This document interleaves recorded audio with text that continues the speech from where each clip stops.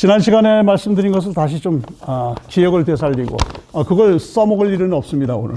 그러나 지난 시간에 뭘 했을까 하는 것은 좀 확인하고 넘어가겠습니다. 역사서 읽기에 대해서 말씀드렸습니다.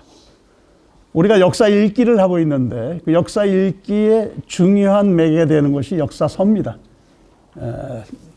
서적들 참 많죠, 역사책들. 우리가 알고 있는 많은 그 역사적인 지식들, 상식들 이런 것들은 많은 경우 역사서를 통해 가지고 전해집니다. 그리고 우리가 직접 읽을 수가 있어야 되고 읽어야 됩니다, 때로는. 읽을 때 어떻게 할 것인가에 대해서 지난 시간에 말씀드린 겁니다. 물론 역사서도 책 중에 하나입니다. 그래서 이 역사서 읽는 방법은 책 읽는 방법에 속한다 이렇게 말씀을 드릴 수가 있고, 그런데 책 종류도 여러 가지가 있듯이 우리가 책을 왜 읽는가 하는 것도 이유나 목적이 여럿이 있듯이 역사서도 마찬가지고 여러분이 다른 책을 읽으실 때도 마찬가지라고 생각합니다. 그런 점들을 유념하면서 역사서 특히 읽을 때는 어떻게 읽어야 될 것인가 말씀드렸습니다. 그래서 육하 원칙을 기억을 하십시오 얘기를 했죠. 누가 언제 왜 어디서 무엇을 만들었는지 이걸 생각하시면은 누가 편찬 주체가 누구인지 편찬한 사람이 누구인지 이것을 먼저 확인해야 될 것이라는 거죠. 그것은 역사 인식의 문제하고도 관련됩니다. 어떤 생각으로 이 사람들은 역사를 보고 있는가. 이 편자는 아니면 이 저술자는 서술가는 어떤 입장에서 역사를 보고 있는가 하는 것을 그 사람이 어떤 생각을 가지고 있었던 사람인가, 어떤 생각을 어느 시기에 어떻게 키워온 사람인가 하는 것을 파악함으로써 보다 진실에 가깝게 다가갈 수가 있다. 이런 말씀이었습니다. 그래서 여러분도 다른 책들을 보실 때에 물론 어떤 책은 직접 부딪혀야 됩니다. 누차 말씀드리잖아요. 때로는 사전 지식, 예비적인 학습된 지식들이 본체에 접근하는데, 실체에 접근하는데 방해가 될 수도 있어요. 자기가 직접 보고 직접 느낌을 갖는 게 다를 수가 있죠. 시 같은 거 그렇지 않습니까? 중고등학교 때 시 이 뜻은 어떤 것이고 작자는 어떤 생각으로 이 시를 썼고 그렇게 해서 그 시를 보는 것하고 자기가 직접 시를 보는 것하고는 다를 수가 있습니다. 그럼 어떤 게 옳으냐? 그건 옳고 그름의 문제가 아니죠. 어떤 것은 직접 부딪혀야 되죠. 가급적 사전 가지고 있는 지식들을 눌러두고 눌러도 튀어나옵니다, 물론. 그렇게 봐야 될 필요도 있다. 그러나 지금 말씀드리는 이 주제, 역사서 읽기에 있어서는 일단 저자에 대해서, 편저자에 대해서 분명하게 알고 있는 것이 유용하다. 이렇게 말씀을 드렸습니다. 그거 하나 기억하시면 될 것이고, 그 다음에는 편찬 동기, 목적 이런 것들을 밝혀야 된다. 그거는 책에서 쉽게 파악할 수 있는 것들이 있다. 맨 앞부분에 서문이라든가 나는 이런 뜻으로 이 책을 씁니다. 이렇게 저자가 얘기를 합니다. 그래서 일단은 그렇게 쓰나 보다 하는 것을 알고 들어가면 되겠죠. 그런데 가끔씩 속았다 이런 생각을 들 때가 있을 겁니다. 책을 다 읽고. 저자는 분명히 앞에서 이런 얘기를 한다고 했는데 책을 아무리 끝까지 읽어도 그 내용이 안 잡히는 경우가 있습니다. 왜 그럴까? 읽은 사람이 잘못 읽었든지 아니면은 저자가 서에서 밝혔던 목적이나 그 내용과는 전혀 다르게 썼든지 그럴 수도 있죠. 생각은 서문을 쓸 때의 생각은 그랬는데 실제 본 내용을 전개할 때 다르게 전개할 수도 있습니다. 서로 읽는 방식이 다르든지. 그러나 그런 서문 같은 것, 저자가 밝혀놓은 것들, 법례, 이것은 이러이러한 기준에 의해서 역사 문제를 파악합니다. 그게 법례입니다.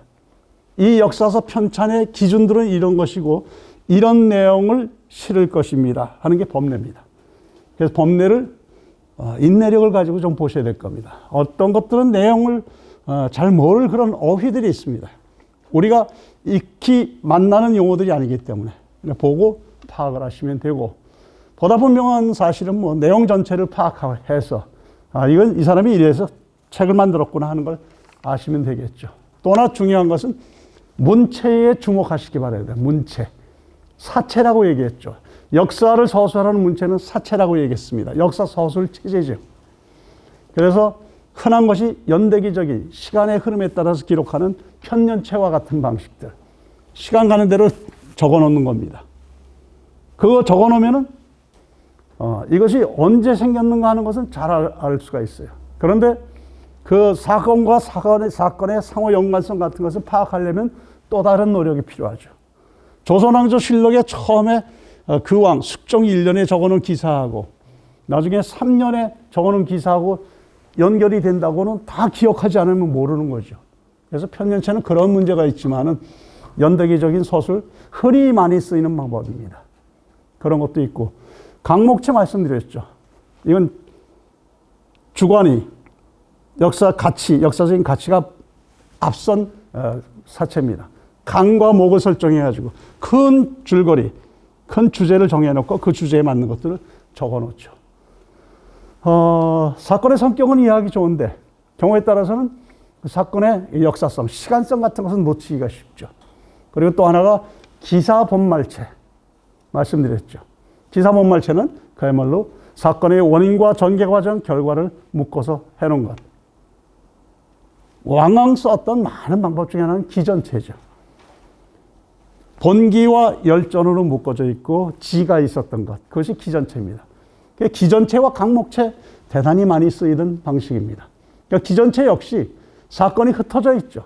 어떤 것은 왕을 중심으로 한 본기에 들어가 있고 어떤 사건은 또 열전에도 그 내용이 들어갈 수 있죠. 그 사건에 관련된 그 사람이라고 할 것 같으면 열전에도 들어가 있습니다. 그래서 좀 보는 데에 좀 불편한 부분도 있다. 이렇게 볼 수 있습니다. 하여튼 그런 방식들을 써서 역사서를 쓰고 있다. 이렇게 보시면 되고, 역사서술 내용은 우리가 다시 말씀을 드리지 않아도 될 겁니다. 그래서 이러한 사항들을 관심을 가지고 보시면은 책 읽는 데에 좀 더 유용하지 않겠는가 이렇게 생각합니다. 제일 중요한 건 읽는 거지요. 어떻게 읽을 것인가를 아는 것보다 더 중요한 것은 책을 읽는 겁니다. 방법을 아셨으니까 열심히 잘 읽으시면 될 겁니다.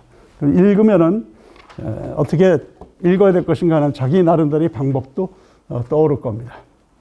자, 오늘 얘기를 하죠. 답사. 많이 들었죠? 답사는 말 그대로 현장을 발로 가보는 거죠. 현장에 가는 겁니다. 그게 답사입니다. 현장 조사죠. 현장에 가서 살펴보는 것이 답사입니다. 이걸 왜 하는가? 그건 처음에 서양에서도 그렇고 답사라고 하는 것은 역사학에서 반드시 필요한 것이다 이렇게 얘기를 했어요. 왜냐하면 처음에 역사서를 쓰는 사람들이 보니까 내가 듣고 있는 얘기들, 다른 사람이 무슨 전쟁에 대해서 얘기를 하고 있는데 알고 보니까 잘못되었더라. 어떻게 살게 됐는가? 현장에까지 가는 겁니다. 그 전쟁 근처에 가가지고 많이 알고 있는 사람들, 이런 사람들의 얘기를 다시 들어가지고 재구성해 보니까 내가 직접 확인하지 않은 내용은 역사적인 사실로 인정하기가 어렵겠구나 이렇게 얘기를 하기 시작해요. 다시 얘기하면 답사라고 하는 것은 자신이 알고 있는 역사적인 사실들, 상식이라고 알고 있었던 것을 확인하는, 역사적인 사실로 확인하는 그런 과정이기도 합니다.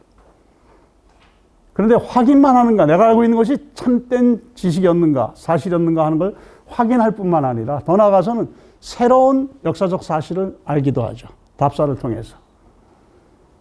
그 답사는 내가 알고 있었던 것을 현장 가서 확인하는 것들, 내가 강화 고인도를 모른다. 말은 많이 들었는데 사진으로 봤는데 크기도 다 나오고 몇 미터짜리고 높이가 어떻게 돼 있고 사진으로 다 보고 요새는 동영상 얼마나 좋습니까? 3D로 다 보여주고 현장 가서 보는 것하고 다른 거죠. 그렇기 때문에 그 사실을 확인하는 것, 이것도 중요하지만 그 현장을 가서 내가 알고 있던 것이 아닌 새로운 사실들도 만날 수 있게 된다는 거죠. 근데 이 작업이 왜 필요한가? 가지 않는다 하더라도 우리는 어떤 역사를 얘기하면 그 역사가 전개됐었던 공간에 대해서 생각을 하고 마음속에서 재현합니다. 재현한다는 말은 아실 겁니다. 연극 배우가 연기를 하죠. 연기를 하듯이 그것을 다시 마음속에서 떠올라서 그 행동과 그 언행들 그걸 그대로 머릿속에 그려보는 거죠. 그러니까 재연이죠. 그래서 재연을 할 수 있으면은 알고 있는 사실을 보다도 사실에 가깝게 확인할 수가 있다 하는 거죠. 그 재연들을 많이 합니다. 여행지에 가시면은 유럽 돌아다녀 보시면은 유명한 그 유적지 이런 데 가면은 갑자기 칼 들고 중세 기사가 나타나가지고 싸우자고 덤벼듭니다. 우리나라만 해도 그렇잖아요. 민속촌 가면은 갖가지의 그 생활들을 놓고선 거기서 떡매도 치게 하고, 뭐 대장간에서 풀무질하는 것도 옆에서 도우라고 얘기를 하고, 그런 일도 합니다. 그게 무엇인가? 그 당시에 있었던, 그 시기에 있었던 역사적 사실들을 해보는 거죠. 체험이죠. 이 체험은 사실은 불가능합니다. 왜냐하면 지나간 사건, 시간적으로 봐서 과거의 것을 하는 것이기 때문에 똑같을 수가 없어요. 이미 다른 겁니다. 그러나 그것을 유사한 것을 마음속에서, 머릿속에서 재현함으로 해서 사실에 가깝게 간다. 이런 뜻입니다. 연행일기 아시지 않습니까? 박지원 열함의 연행일기. 연행일기는 여러 종류들이 있어요. 그분 것 말고도 여러 사람의 연행일기가 있어요. 연행일기라는 건 말 그대로 중국의 연경을 다녀온 일기라는 뜻입니다. 근데 그 연행이라고 하는 그 연경으로 표시되던 것들이 그 지금의 숭덕이라고 하는 데입니다. 숭덕이라고 하는 데인데 거기를 학생들하고 한번 답사하러 간 적이 있어요. 버스 타고. 엄청나게 비가 쏟아질 때에 그 도시에 들어갔어요. 그러면서 북경부터 거기까지 장거리 버스를 타고 가면서 생각은 조선의 사신들이 북경을 향해서 가다가 연락을 받고 이쪽으로 옵니다. 교통편이나 시원하겠습니까? 영 시원찮은데 길을 꾸역꾸역 해서 올 수밖에 없어요. 조선의 사신들, 한국을 대표하는 당시에 대표적인 관료들이고 학자들이고 이런 사람들이 그 길을, 그 더위를 무릅쓰고 그 먼 길을 무릅쓰고 황제 폐하께 가서 인사 한번 하고 돌아가기 위해서 그 길을 옵니다. 그걸 어떻게 상상할 수 있는가 하면 그 길을 가봤기 때문에 가능한 거죠. 바로 답사는 그러한 그 의미를 가지고 있다 하는 거죠. 제가 끝에 하나 적어놓은 거는 혹시나 해서 적어놨는데 신라의 불교 얘기 많이 합니다. 신라의 불교 얘기를 많이 하는데 실제 불교 얘기를 할 때 신라인들이 가지고 있는 불심, 불교를 향한 그 마음, 정성, 열정, 그거는 쉽게 알 수 있는 게 아닙니다. 그런데 그것을 좀 알 수가 있는 것들은 불교 미술들을, 부처님 새긴 것들, 부처님 조성한 것들, 탑을 만든 것들, 사찰을 만든 것들 보면은 알 수가 있죠.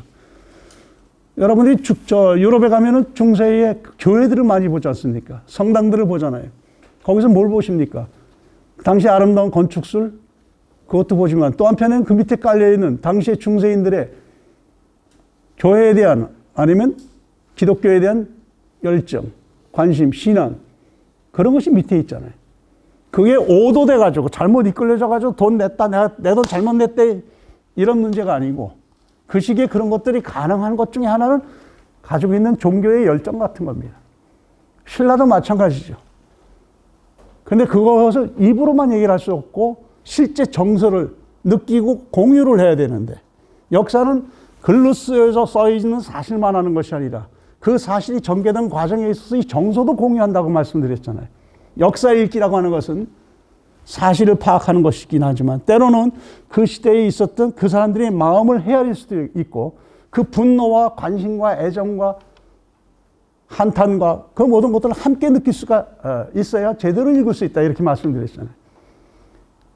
그럴 때 가능한 것은 한 번이라도 경주의 남산에 올라가셔가지고 경주 남산은 온통 부처님 나라입니다. 불국토입니다. 신라 사람들이 가지고 있던 생각은 이 땅을 부처님 나라로 만들겠다 이런 생각이었죠. 부처님의 뜻이 이 땅에 드리워져 있고 여기는 부처님이 사시는 곳이다. 왕의 가족들 이름부터 다 바꾸잖아요. 부처님 가족 이름으로. 그런데 그걸 느낄 수 있는 것 중에 하나가 현장에 가서 저 같은 경우는 권하는 것 중에 하나가 남산에 한번 올라가셔서 숱한 만들어둔 부처를 보면은 그냥 돌을 조각한 공예품이 아니라 그것은 당시의 신라인들의 불심을 볼 수가 있는 그런 모습이 아니겠는가 하는 거죠. 그래서 저쪽 남산 끝으로 올라가가지고 신선암이라고 있습니다. 꼭대기에서 그 4불암, 7불암이라고 얘기를 하는 거기 돌아 올라가면은 절벽에 가까스로 돌아갈 수 있는 공간이 있는데 돌아가서 탁 보면 벽에 부처님이 부조로 여기 도들새김으로 새겨놓은 부처님이 앉아있어요. 도관이 아주 화려해요. 저쪽을 향해가지고, 속세를 향해가지고. 그게 속세 방향인지는 모르겠어요. 앉아있는 모습을 딱 보면 그것을 거기까지 올라와서 새긴 공인, 석공, 그 마음이 느껴지잖아요. 그 사람은 어떻게 해서 여기에 저것을 새기게 됐을까? 그래서 그 자리에 가지 않으면 모르는 거죠. 그건 아래에서 쳐다보고 굉장하다. 높은데 어떻게 새겼을까가 아니라 그 자리에 딱 서서 보면은 그 사람의 불심을 느낄 수가 있는 거죠. 그래서 그러한 측면도 생각을 해야 된다 하는 거죠. 그러기 위해서도 현장에 가십시오 하는 겁니다. 현장에. 머릿속에만 있지 말고 현장을 가야 됩니다. 이젠 구체적으로 답사란 무엇인가 유형부터 하나씩 따져보겠습니다. 물론 이 유형이라든가 이 분석 방법들은 제가 만든 독자적인 거기 때문에 큰 신뢰성은 없다는 걸 먼저 말씀드립니다. 어디서 공증받은 것도 아니고 이런 관계된 그 저술이라든가 하는 것은 없는 걸로 알고 있습니다. 혹시 일반인들이 답사하실 경우에 이런 것들을 머리에 두면은 유용하겠다 싶어서 개인적으로 정리한 내용입니다. 그래서 그 정리가 뭐 구조적으로 딱 짜임새가 있다든가 그렇지는 않은데 이해하는 데 좀 도움이 되게끔 좀 겹치는 부분도 있지만 그렇게 딱 짠 것이다 이렇게 이해를 하시면 될 겁니다. 혼자 가기도 하고 몇 명이 가기도 하고 혹은 단체로 가기도 하죠. 그 개인 답사라고 보통 얘기를 합니다. 저희 답사들 얘기할 때는 아니면 단체 답사가 있을 수 있고 요즘에는 가족 답사도 많이 하죠. 가족들도 하고. 그래서 그런 것들을 염두에 두고 너는 어떻게 여러분이 이 내용을 이해를 할 때에 나의 경우는 이것을 어떻게 할 것인가 하는 것을 생각하시면서 하시면 좋을 겁니다. 먼저 말씀드리지만 뒤에 가서 또 강조하겠지만 욕심은 버리고 시작해야 될 겁니다. 하루를 온통 역사, 문화, 유적을 찾느라고 고생하지 마십시오. 같이 간 사람들이 지칩니다. 예를 들어서 그런 얘기입니다. 첫 번째, 소재 답사라고 하는 게 있습니다. 소재. 특정한 소재를 정해가지고 그 소재를 초점을 해서 하는 답사입니다. 뭐 하루 걸릴 수도 있고 이틀 걸릴 수도 있고 3일 걸릴 수도 있고 시간은 뭐 자기가 만들기 따라서 다르는데 예를 들어서 여기 불국사 답사 같은 경우 딱 하나를 잡는 거죠. 불국사 답사다 하면 불국사만을 가 들여다보는 겁니다. 소재 답사입니다. 대신 심화해서 볼 수가 있죠. 사전에 조사를 다 해야 된다는 것은 당연합니다. 그래서 불국사 답사 같은 이런 소재 답사. 두 번째는 주제 답사라는 게 있습니다.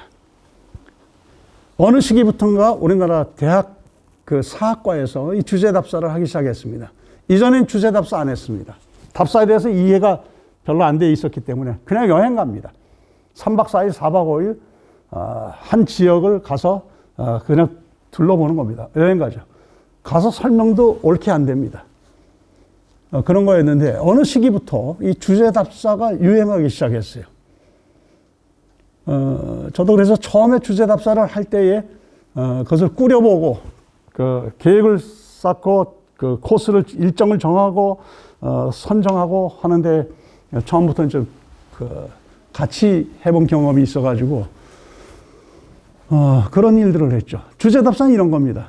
그냥 그 지역을 가는 것이 아니라 가령 호남을 가게 됐다면 호남에서 실학 관계를 주제로 내세워가지고 실학자들이 있었던 것, 다산도 있을 것이고 반계가 있었던 것도 있을 것이고 그래서 실학자들을 연결시켜가지고 실학을 주제로 한 답사를 하는 겁니다. 아까 불국사 말씀드렸지만 불교 그러면 불교 문화와 관련된 것들을 묶어가지고 그것을 같이 끌고 나가는 거죠. 동학 하면 뭐 동학이 몇 군데 충청도 지역까지 있었지만 호남 지역이 가장 중심 지역이었으니까 동학이 있었던 처음에 기포했었던 전쟁을 준비하고 난리가 일어났었던 것부터 시작해서 고부 관할로부터 시작해가지고 그 인근의 정읍, 백산 전투 뭐 이런 것들을 차례차례 훑어가면서 동학에 관련된 것들을 답사하는 이런 방법들이 주제 답사입니다. 주제 답사. 그래서 주제 답사라고 하는 것을 대학에서 잘 모르다가 몇 대학에서 이런 것을 시행하는 것을 알고 그 다음에 이것이 전국적으로 이용됐습니다. 근데 아직도 이것을 이용하지 않는 곳도 있습니다. 이런 것을 시행하려면 그 한국사라든가 특히 우리나라의 경우에 하는 경우에 있어서는 이해가 좀 넓어야 되기 때문에 또 학생들이 그것을 좀 따를 수가 있는 그런 주제되어야 된다 이렇게 생각을 하죠. 이 지역도 많죠. 경상북도 종가문화. 그럼 종가문화의 중요한 종가들을 선정해 가지고 그걸 쉽게 뽑을 수 있습니다. 그 돌아다니면서 혹시 종가문화의 특징이 무엇인지, 어디는 무엇이 다른지 이런 것을 파악하는 이런 방법들이 있다 하는 거죠. 그리고 이 주제 답사는 답사 기한이 좀 길어지면은 몇 개를 결합할 수도 있죠. 섞을 수도 있습니다. 호남에 가면서 실학과 관련된데 아니면 동학과 관련된 데를 묶을 수가 있죠. 그럼 묶어도 주제는 명확하게 드러내놓고 자료집을 만들어야 됩니다. 그래야 그 연계성을 가지고 있죠. 그냥 덜렁덜렁 가서 그냥 지나다니는 것하고 다산 초당 가서 참 오래전에 이어 가서 다산 선생이 참 고생했대. 초가집에서 살았구나. 이렇게 지나가는 것하고 그 지역에서 그 실학이 어떻게 전개되어 나갔고 그 다음에 연결이 어떻게 되어 나가는지 그런 것을 시계열적으로 역사적인 시간 속에서 파악하는 것과는 다를 수밖에 없죠. 세 번째는 지역답사입니다.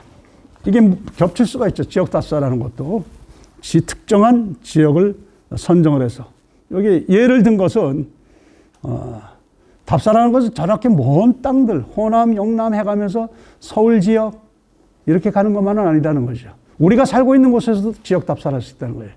수성구의 역사 문화 아니면 가창을 한번 둘러보셨어요? 가창. 저는 수성구 쪽, 혹시 대구 쪽에 있어서 역사의 근원 중에 하나가 이 가창 지역이라고 생각해요. 그 중요한 것 중에 하나가 신천입니다. 신천이 흘러내려오면서 좌우로 지금의 가창, 행정동, 대일리 이쪽 있잖아요. 냉천 이쪽 지역들이 3,000년에서 5,000년 전에 사람이 살던 곳이에요. 거기 가면은 지금 고인돌을 시에서 정비를 해가지고 볼 수가 있잖아요. 제1교회 뒤쪽에 가면은 주차할 수도 있고 정비를 다 해놨어요. 근데 그것뿐만 아니라 여러 군데의 고인돌들을 다 준비해놨죠. 거기서 눈에 보이는 건 지금 고인돌밖에 없지만 한천 서원하고 서원이 좀 하나 있고 근데 가까운 곳에도 볼 수가 있는 거죠. 수성구만 와도 많은 수의 역사문화 전적들이 있죠. 안 가봐서 그렇죠. 무심코 지나가고. 네 번째, 해외 답사죠. 답사는 이제 국내 답사만 있지 않아요. 해외 답사도 합니다. 이 경우는 앞에서 말씀드렸을 소재 답사도 가능하고, 지역 답사도 가능하고, 주제 답사도 가능하고, 뭐든지 가능합니다. 해외 답사들 많이 가니까. 해외 여행을 하죠. 그런데 문화권, 문명권별로 볼 필요가 있습니다. 우리가 가기는 그렇게 가요. 그리스, 무슨 터키. 여행 상품별로 갑니다. 개인 여행하는 경우는 좀 다르지만은 여행 상품, 여행사의 여행 상품을 통해서 가는 경우에 있어서는 이집트 하면 그 나라별로 구성되어 있습니다. 나라별로. 그러지 마시고 기왕에 간다 하더라도 그걸 간다 하더라도 문명권적인 접근, 문화권적인 접근을 필요로 한다 이런 뜻입니다. 저도 몇 년 전에 중남미에 갈 일이 있었는데 미국에 잠깐 들릴 일이 있어서 가면서 머릿속에 뭘 볼 수 있을까? 미국에서 볼 만한 것은 없다고 생각했어요, 머릿속에. 그 빌딩은 한국에도 있고, 그 빌딩을 보고자 가는 건 아니었고, 몇 가지는 좀 보고 싶다 생각을 했는데, 그래서 딱 두 가지를 봤어요. 하나는 마야 쪽, 하나는 잉카 쪽. 그 마야가 어디 중심인가 하는 것 파악을 하고, 멕시코와 과테말라 북부 쪽이 마야 중심이었다는 거 파악하고, 잉카 하니까 또 거리가 좀 되더라고요.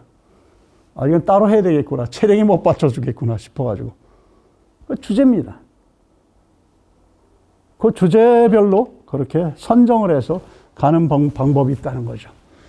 그런데 흔한 그 여행 상품 중에서 보통 우리 일반인들이 쓰는 것이 혼자서 가는 것 말고, 혼자서 계획해가지고 혼자서 가는 것 말고, 여행사를 통해서 할 경우에 자유여행 상품이 하나 있어요.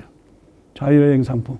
이건 이용하셔도 유익하겠다 싶은데, 그것은 중요한 장소, 여행을 하고자 하는 중요한 장소의 숙박 관계만 예약해주고, 중요한 장소로 가는 이동 관계만 확보해줘요. 다른 비용은 내가 시간이나 일정이라는 걸 내가 다 만드는 거예요. 이런 방법 같은 것이 또 유용할 수도 있죠. 그래서 숙박이라든가 숙박지는 확인해야 되고, 숙박지 간에 중요한 거리 간에 그 이동 방법 같은 거, 교통수단은 확보된 상태에서 여행하는 방법이 그거죠. 또 하나는 패키지 상품이 있는데, 사람들은, 일반인들은 보통 패키지 상품을 답사 여행으로 만들 생각을 못 해요. 왜냐하면 패키지 상품이라는 것은 여행사에서 내놓는 일정이 있기 때문에 일정대로 아침부터 저녁까지 그냥 돌리죠. 쫓아다니면서 가서 소개도 안내도 제대로 설명도 옳게 못해요. 가이드 수준에 따라서 그 패키지 상품들은 엄청난 질적인 차이가 있습니다. 저도 패키지를 즐겨 이용했습니다. 이유는 하나예요. 편하니까, 먹여주니까, 이동시켜주니까. 근데 유럽 쪽에 이렇게 경험으로 봐서는 지역마다 가이드 수준에 따라서, 가이드가 알고 있는 정도에 따라서 보는 내용들이, 따라가는 사람들이 전혀 다르더라고요. 런던을 들렸을 때 런던을 소개하던 사람들은 그 문화를 신의 문화와 인간의 문화로 설명해요. 깜짝 놀랐어요. 그래서 뒤에 가서 물어봤어요. 당신 전공이 뭡니까? 신학을 했대요. 그 사람은 자기가 신학을 했기 때문에 신의 문화와 인간의 문화로 런던을 소개를 하더라고요. 그래서 그 사람이고 내가 볼 때는 뭘 봐야 되겠나? 그래서 저는 보고 싶은 게 있었거든요. 그러니까 새벽같이 일어나가지고 런던의 주택가를 어슬렁거렸죠. 보고 싶은 것 중에 하나죠. 일반인들의 삶의 모습들, 주택 안에 들어갔다가 큰일 나니까. 못 들어가지만은 그 사람들이 출근 준비를 하고 아침 일찍 일어나서 왔다 갔다 하는 것을 호텔 가까운 데는 돌아다니면서 30분, 1시간 동안 볼 수가 있잖아요. 그런 걸 보는 거죠. 프랑크푸르트에 어디 도시 외곽에 내렸을 때는 짐 안 풀고 바로 나가서 동네에 나가서 산보를 하죠. 그 동네 사람들 퇴근하고 운동하고 사람들하고 만나서 지나다니고 동네 사람인 줄 알죠. 그 짐을 왜 풀어요? 내일 다시 쓸 거. 급한 거는 그 지역을 이렇게 돌아보는 거죠. 그리고 사전에 준비를 했어야죠. 사전 준비하는 방법은 조금 이따 말씀드리겠지만, 그러면 그것은 패키지 상품이 되지 않죠. 완전히 내 상품이 되죠. 혼자서 일본 여행을 한 적이 있는데, 그때 가기 편하니까 부산 가서 페리오 타고 가는 여행팀에 신청을 했습니다. 그래서 배 타고, 참 그 가격은 당시에 생각해도 좀 허래요. 그 정도면. 혼자서 여행하는데 다 먹여주고 옮겨주고 하는데, 그래서 신청을 해서 부산 가서 배 타고 혼자서 배에서 커피도 마시고 밥도 얻어먹고 그러면서 갔죠. 일정에 딱 들어가서 일행들이 움직일 때 같이 움직여줘야죠. 근데 가령 그 나라에 있는 도다이지 동대사에 딱 들어갔을 때 여기서 여기까지 설명을 하고 가이드가 싹 빠졌을 때 저 혼자 돌아다니죠. 거기 옆에 바로 절 안에 정창원이라고 하는 일본 황실의 창고가 있다고 하는 사실을 알기 때문에 그걸 그냥 지나갈 수가 없죠. 입장은 불가죠. 그건 누구도 안 열어줘요. 한국인하면 특히나 안 열어줘요. 한국 역사학자가 신장갑 끼고 가서 내가 청소하는데 좀 도움을 드리겠습니다. 노 했어요. 청소하는 거라도 좀 도와드리겠습니다 하고 구경하고 싶어가지고 안 열어주죠. 황실에서 내려오는 보물 창고거든. 거기서 진짜 우리와 관련된 보물이 나오기도 했잖아요. 우리의 민족 문서라고 하는 거, 신라의 촌락과 관련되어 있는 문서가 거기서 나왔잖아요. 정식으로 있던 문서도 아니잖아요. 다른 걸 싸고 있던 종이었는데 뒤집어 보니까 신라의 어느 마을에 호도나무를 몇 그루를 심고 소나무를 몇 그루 심고 몇 년, 3년 가니까 어떻게 몇 주가 바뀌었고 사람 인구는 어떻게 됐고 노비가 몇 명이고 그런 것을 다 적어놓은 그런 문서였잖아요. 그런 장소니까 궁금하죠. 들어갈 수는 없죠. 밖에서 사진도 좀 찍고. 그러면 다른 사람은 그곳을 그렇게 여행을 하지만 나는 거기서 동대사만을 본 것이 아니라 정창원을 답사를 하게 되는 거죠. 그래서 그런 방법들이 있으니까 그런 것에 유의를 좀 해야 될 것이다 하는 거죠. 그러면 준비를 어떻게 할 것인가? 답사 준비하는 것. 이 부분을 말씀드리도록 하겠습니다. 항상 그거지만 누가 하는가? 내 혼자 하는가? 아니면 몇이 하는가? 단체 하는가? 에 따라서, 그리고 또 왜 답사를 하는가에 따라서 준비하는 내용은 달라질 수밖에 없죠. 나는 왜 답사를 하는가 생각을. 물론 시간 보내고 역사를 직접 만나기 위해서 뭐 여러 이유가 있습니다. 어떤 이유도 정당합니다. 그것이 옳고 그름의 문제는 아니다는 거죠. 그런데 이번 경우에 내가 답사는 왜 하는가에 대해서는 알고 준비하는 것이 더 준비를 철저히 할 수 있다. 보다 낫게 할 수 있다 하는 말씀을 드리는 겁니다. 그래서 그걸 먼저 확인을 해야 돼요.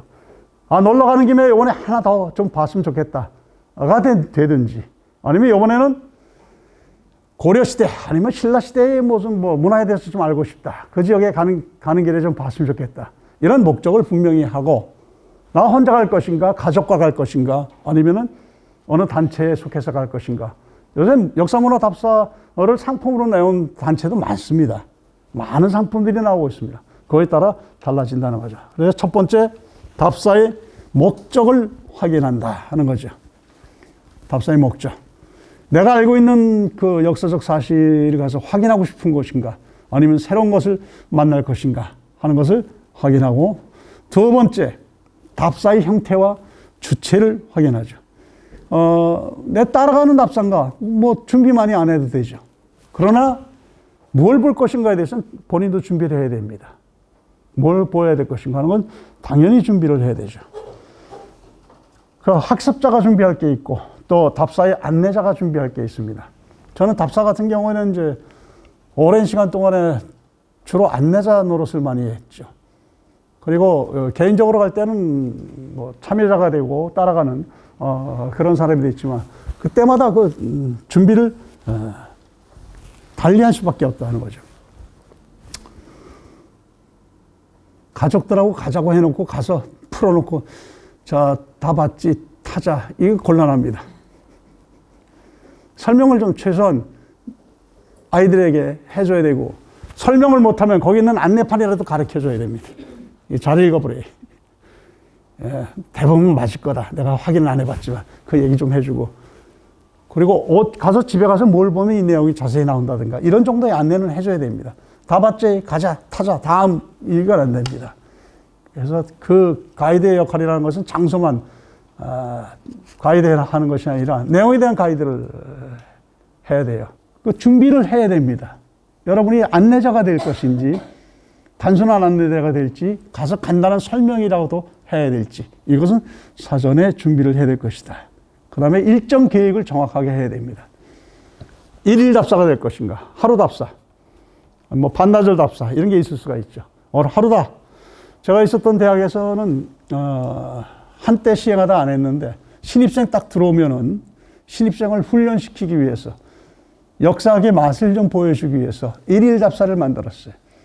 신입생들을 바로 답사로 3박 4일 이렇게 데려가진 않고, 일일 답사, 봄에 일일 답사를 만들어서 고령이나 성주를 택해가지고 언덕 꼭대기에다 딱 내려놓고 하루 종일 걷기 시작합니다.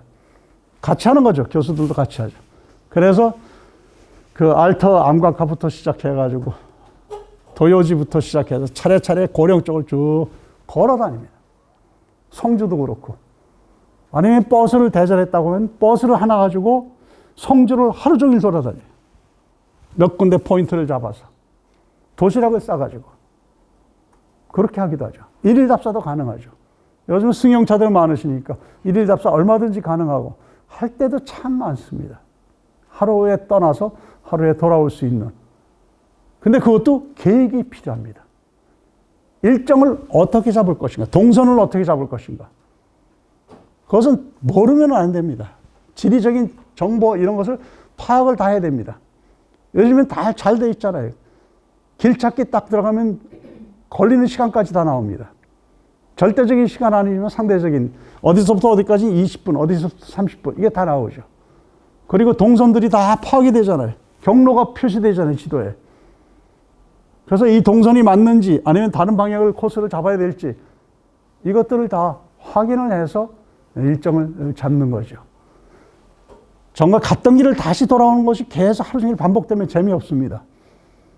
답사 참가자도 딱 보고 이 아까 왔던 데네 이렇게 돼버립니다. 곤란하죠.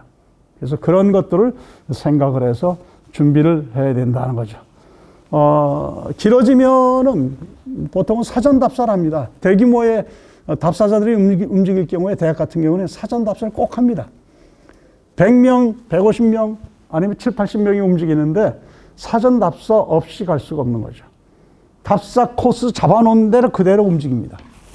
그대로 움직이고 식당까지 밥까지 먹어보고 그대로 다 움직여서 돌아옵니다. 그 답사 비용에 들어갑니다. 비용도 예비비에 딱 집어넣어가지고 학생들이 가서 사전에 다 하죠.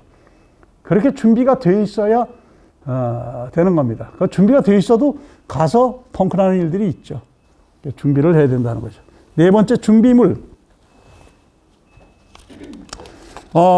전체적인 준비물이 있고 개인적인 준비물이 있는데 답사 자료집이 우선 필수입니다. 답사 자료집.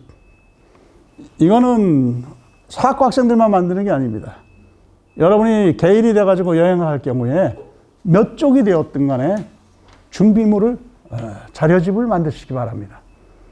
예를 들어서 수성구에 어딜 갈까요? 아무 데나 얘기를 해봅시다. 뭐 청호서원을 간다 합시다. 그럼 청호서원에 대한 준비물을 만들어야죠. 요새 인터넷 정보가 얼마나 많이 있습니까? 청호서원이 언제 만들었고, 현재 규모가 언제고, 이것이 언제 중수가 됐고 하는 것 준비가 딱 되어 있죠.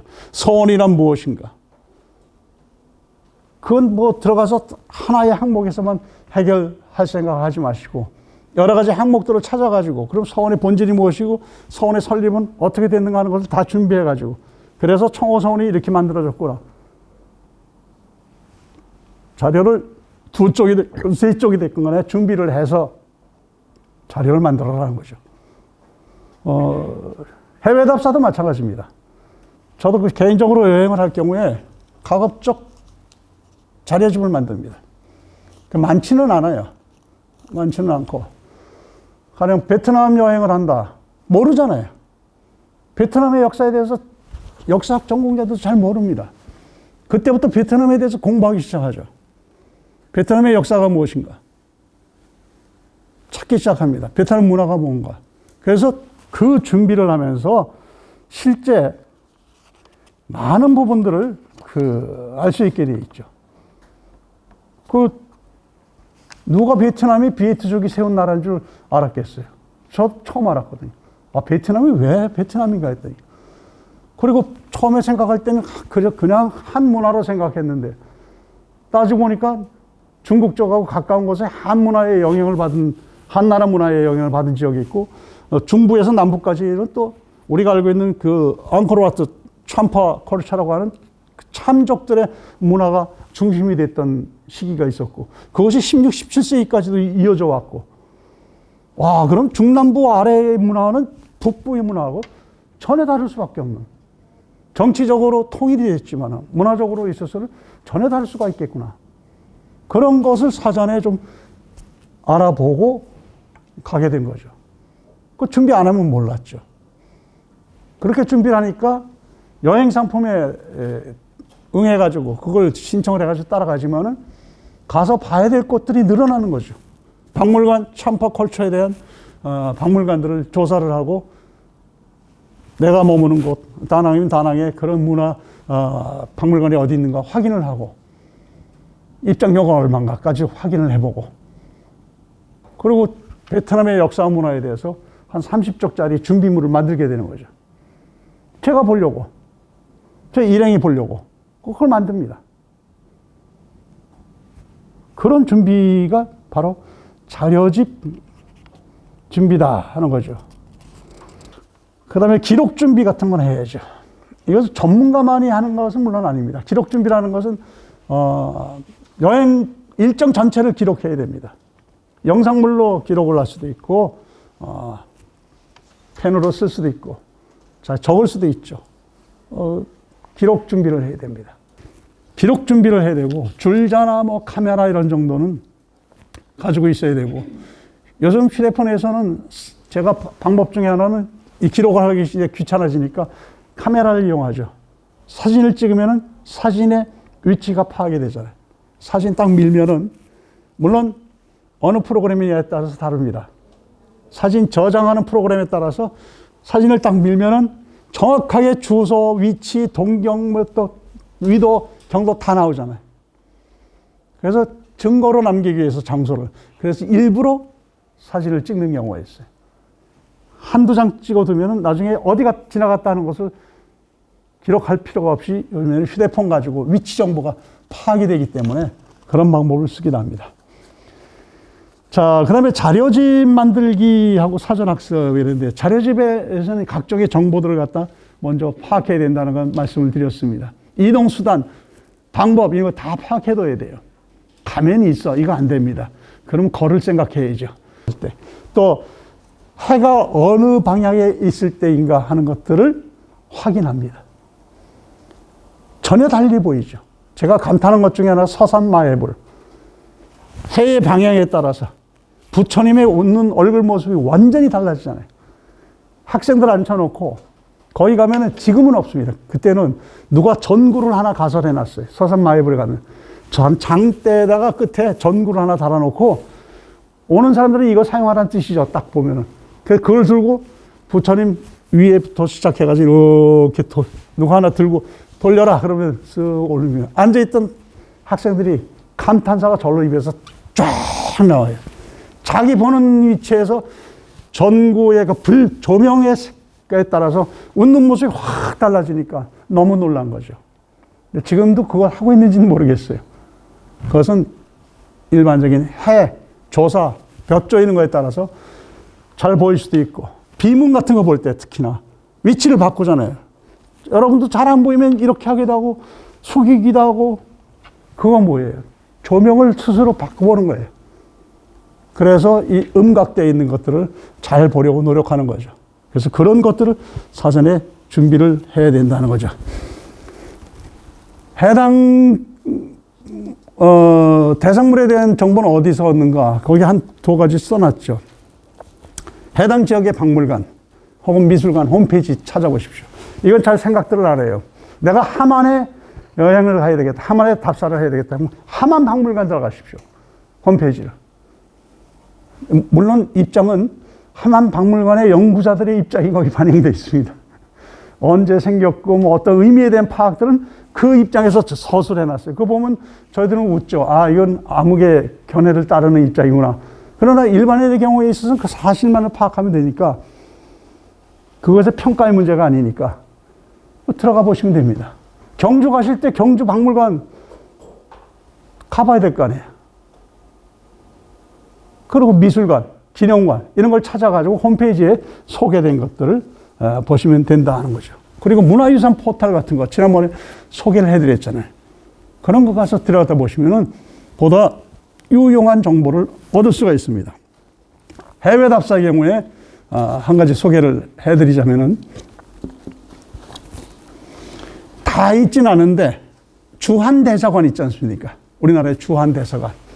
그 대사관 홈페이지를 방문하시면은 조금 큰 나라의 경우에 있어서는 관광청에서 소개하는 자료들을 올려놨습니다. 우리 글로. 우리나라의 주한대사관이기 때문에 우리 글로 올려놨어요. 주한대사관에. 이집트 대사관이다. 예를 들자면 이집트 대사관 들어가 보십시오. 아, 지금 없어졌는지 내가 어저께 확인을 안 해봤네. 예를 들자면 이전에 이집트 대사관 들어가 봤죠. 이집트의 역사가 정리가 되어 있어요. 그건 대사관에서 그 국가에서 제공하는, 외국인들에게 제공하는 자기네 나라의 역사죠. 물론 그보다 더 심도 있고 폭넓고 이런 것들이 다른 자료에 있어요. 근데 일단 개괄적이고 개략적인 것들은 그 대사관 홈페이지를 일부를 이용해도 좋다 하는 거죠. 거기에 나라에 따라서는 상당히 상세한 정보들이 제공되고 있다. 일본을 갈 경우에는 더 많죠. 일본의 각 지자체에서 운영하는 홈페이지라든가 이런 데 들어가시면은 거기에 설명들을 많이 해놨고, 요즘에는 그 애플리케이션 그 앱들이 번역되는 것들이 있잖아요. 일어, 영어, 뭐 스페인어를 우리말로 바꾸는 것들이 있기 때문에 그걸 거기다 카피해서 올리면은 번역이 됩니다. 단 한 가지, 몇 가지를 사용해 보니까 번역이 좀 완전치 않아요. 알아들을 수 없게 번역해 놓는 경우가 많아요. 그건 자기가 보고 다시 바꿔야죠, 그 내용을. 그런 것들을 사용을 하시면 되겠다는 거죠. 그리고 전자정보들, 그리고 또 하나는 대학 교재. 외국 같은 경우 저는 이걸 권해요. 대학 교재 전문 출판사에서 특히나 털어놓고 얘기하자면 외국어 대학 같은 데서 사용하고 있는 교재들. 외국어 대학에 각종 외국어를 가르치지 않습니까? 그러면서 각종 외국의 역사 문화를 가르치거든요. 그래서 그와 관련된 개설적인 책들이 있어요. 전문가가 쓰긴 했지만은 그 자기 학생들을 가르치기 위한 개설적인 책들이 있어요. 거기서 제공하는 그 교재가 인터넷에 오픈되어 있습니다. 공개되어 있어요. 그래서 그 내용을 해당되는 내용을 카피를 하면 돼요. 그대로 옮겨오면 돼요. 페루의 역사가 거기서 중남미의 역사 관련된 교재에 들어가 있죠. 보시면 되죠. 잉카, 뭐 중남미 역사 다 들어가 있죠. 그런 것들을 이용해 보시라 하는 거죠. 그것은 찾으려고 노력하면 잘 보일 겁니다. 안 찾으려고 해서 그게 있는지 몰랐지. 사용하시면은 사전에 이런 정보들을 충분히 얻고 들어갈 수 있죠. 하나, 제가 여러분에게 강조드리고 싶은 것은 지도를 이용하십시오. 사전에. 미리 가볼 수가 있어요. 어느 곳이든지.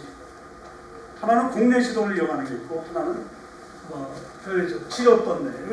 이거 네이버네, 네이버 지도. 네이버 지도에서 여기 보면은, 오른쪽에 보면은 저기에 거리뷰도 있고, 지적 편집도도 있고, 테마별 여러 가지가 있죠. 이렇게. 그리고 일반 지도도 있고, 위성 지도도 있고, 지형 지도도 있고. 이건 한 번씩 골라서 한번 해보십시오. 어떻게 바뀌어지나 화면이. 위성 지도 한번 눌러보십시오. 이렇게 위성에서 찍은 것처럼 보여지죠. 지형 지도 한번 눌러보십시오. 이거 일반 지도네. 네이버 멈춰 있네.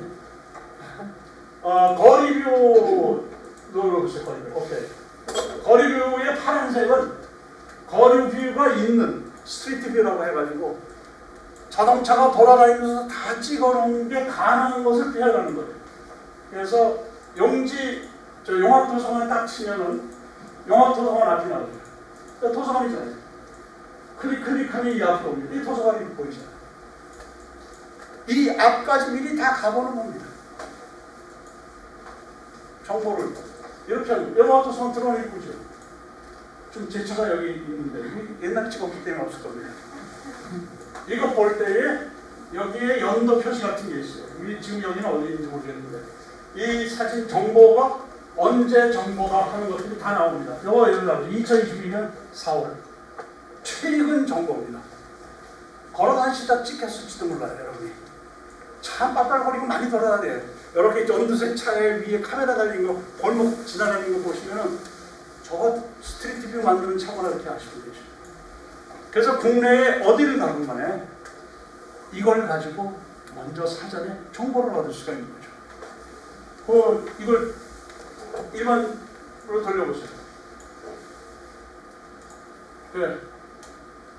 키워보세요, 이걸. 줄여보세요. 예, 오케이. 더 들어가세요. 더 들어가세요. 최소한 대구만 전체가 보일 수 있다. 더 들어가세요. 예. 오케이. 예, 이 정도에서 스트리트 뷰 눌러보세요. 이 대구를 중심으로 해서 이런 정도가 다 자료들이 거리 뷰가 있다. 이런 뜻입니다. 이것과 마찬가지고 해외 갈 때에 맨 땅에 헤딩하시지 그냥 가지 마시고 사전에 이걸 보고 가시면은 하노이 거리를 미리 보고 가는 것이고 사이공을 미리 보는 것이고 호치민시죠 요즘에 다낭을 미리 다 보는 것이고 로마를 미리 다 보는 거죠. 파리를 다 보고 가서 현장에서 보는 거죠. 확인을 하죠. 혼자서 가는데 찾을 자신이 없으면 그 박물관 앞까지 가가지고 박물관이 이렇게 생겼구나 하는 것 정도는 볼 수가 있는 거죠. 구글 좀 띄워주세요. 구글. 국내는 네이버 가지고 가능합니다.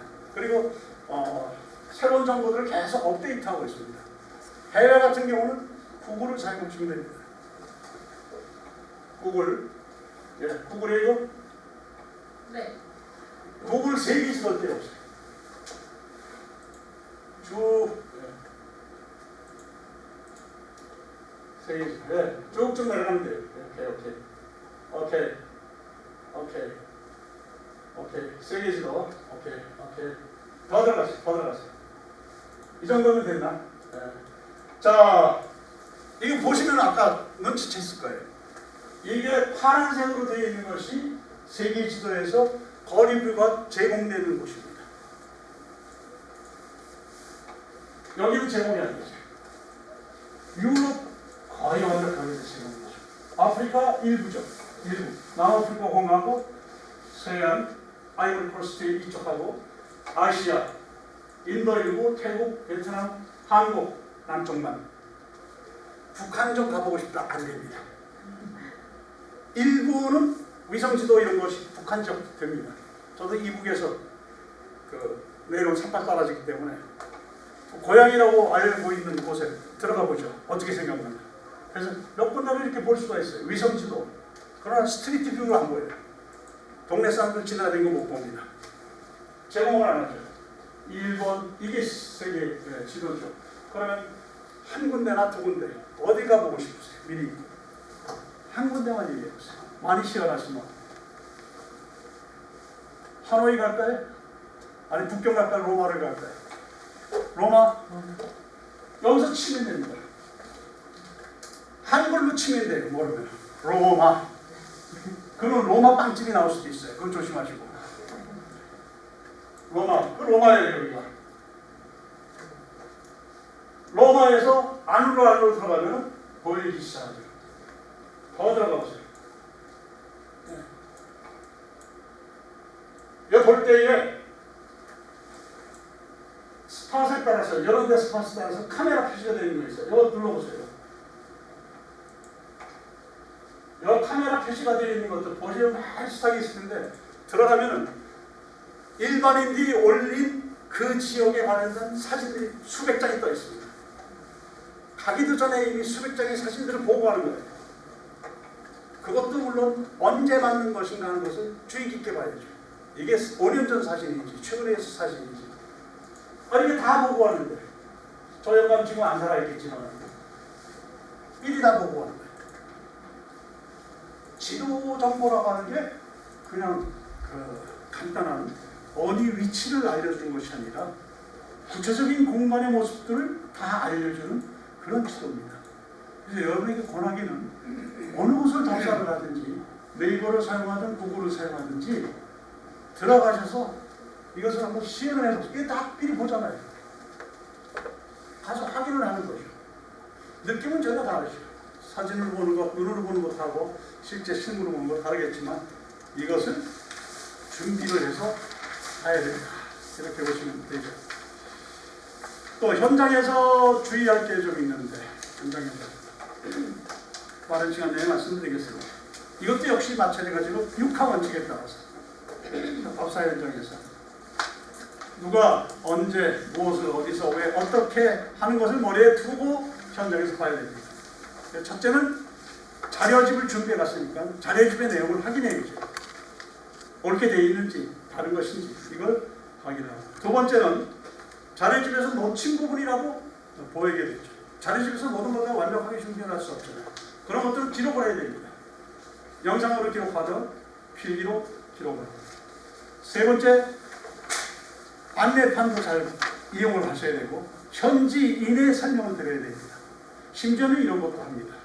지금은 못하는데 일제시대에 살아서 농민으로서 살았었던 일제하에 1인 농장에서 근무했었던 사람을 모셔다 찾아가지고 나이가 많이 들었었는데 학생들 앞에서 설명을 하라고 했어요. 하루의 생활을 말씀하십시오. 저희들이 막 찾았죠. 그때만 해도 가능했어요. 일제 때 1인 농장에서 일하던 농민, 저도 가는 경우에 얘기를 하죠. 하루 아침에 몇 시에 일어나셨습니까? 물어보죠. 뭘 얘기해야 될지 모르니까. 옆에서 계속 질문을 하죠. 학생들도 얘기해보라고. 현지인들, 현지의 정보 이런 것에 관심을 가지시기 바랍니다. 네 번째는 설명을 드렸으니까 다섯 번째, 현장에서 같이 간 사람과 이야기를 그 주제에 대해서 얘기를 할 필요가 있다는 거죠. 짧게라도 여기서 학수 토론을 생각하지 마십시오. 골치 아픕니다.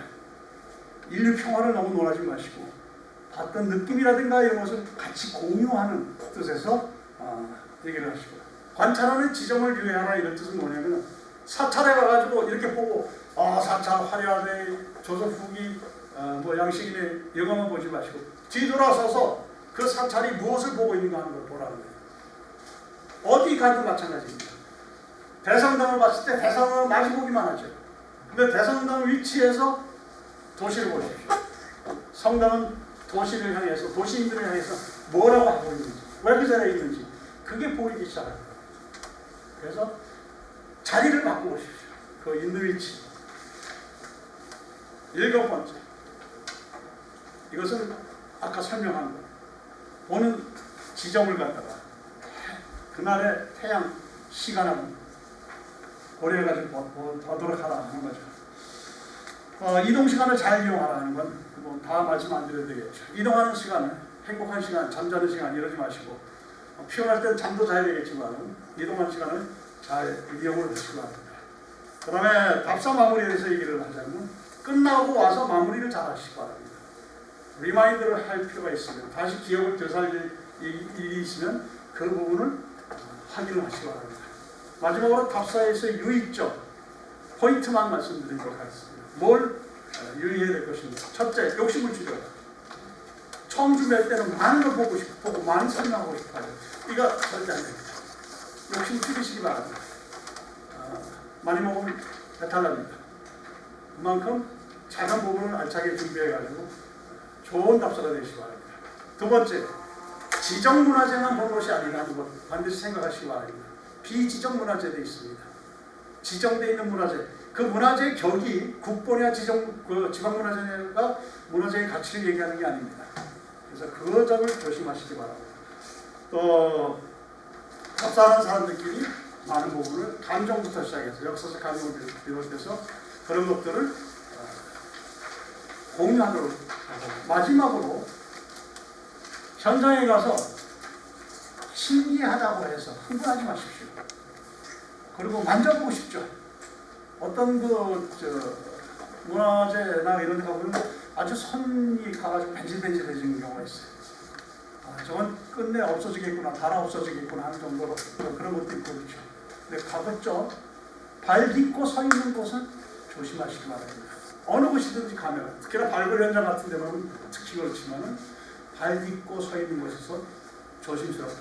그거는 문화재를 대할 때에 나의 감정, 나의 흥분 입장에서 보겠지만 좀 조심해 가면서 다뤄주고, 왜냐면 그 유지되고 지속돼야 될 문화재지 내가 한번 보고 없애버릴 건 아니잖아요. 그러니까 그 부분도 염두에 두시기 바랍니다. 요즘은 그런 사람은 없어요. 가면은 문화재 현장 가면 소중하게 생각하고 서로 좀 챙기고 그러지. 그 문화재 꼭대기에 올라가서 뭐 얼마 전에 경주에서 누가 차를, 승용차를 능 위에다가 올려놓고 뒤에서 사진을 찍었다가 혼이 난 사람이 있는데, 그 사람 모르고 그랬을 거예요. 능인지 모르고 언덕백이니까 차 대기 좋은데 그거 한번 올려놨을 텐데 그건 하지 마시고, 저 천널리에서 수학 여행한 고등학생이 자기 이름 모여서 새겨놨다가 거기서 이름 생긴 누가 신라 이름을 주랍니까? 그건 아니잖아요. 그 신라 이름들이 과연 글들이 있으니까 자기 거기 옆에다 이렇게 이름을 새겼다가 혼이 났는데, 그런 거는 당연히 얘기 안 해도 잘 아시리라 생각합니다. 그래서 문화답사라고 하는 것은 여행이라고 생각하면 그 여행 자체를 풍부하게 해주는 것이고, 또 함께 하는 여행, 몇 사람이라도 함께 하는 여행이 있으면 소중할 겁니다. 또 이거는 역사를 이해하기 위한, 역사 문화를 이해하기 위한 그 공간적 이해, 현장에 있어서 실물에 대한 이해에 꼭 필요한 것이다 하는 것을 기억을 하시기 바랍니다. 다음 시간에는 총정리, 그 역사 읽기라고 하는 것은 무슨 의미가 있고 세상 보기하고 어떤 연관이 있는가, 하는 것, 우리가 놓쳤던 것, 설명이 더 필요한 부분들 이것을 총정리해서 다음 시간에는 여러분하고 그 문제를 가지고 이야기를 하도록 하겠습니다. 고맙습니다. 장님.